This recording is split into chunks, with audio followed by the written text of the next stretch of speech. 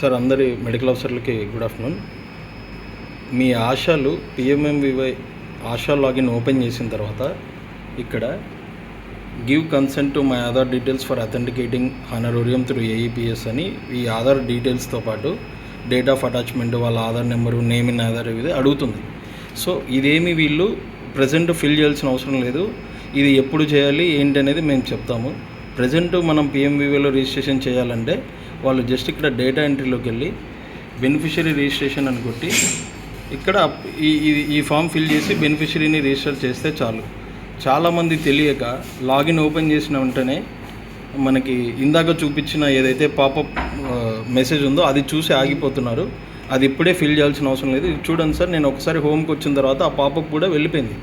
కాబట్టి దాన్ని చూసి వాళ్ళు కన్ఫ్యూజ్ అయ్యి మా పిఎంవివై రావట్లేదు, వచ్చినా కూడా ఏదో లింక్ అడుగుతుంది అని వాళ్ళు రీజన్స్ చెప్తున్నారు.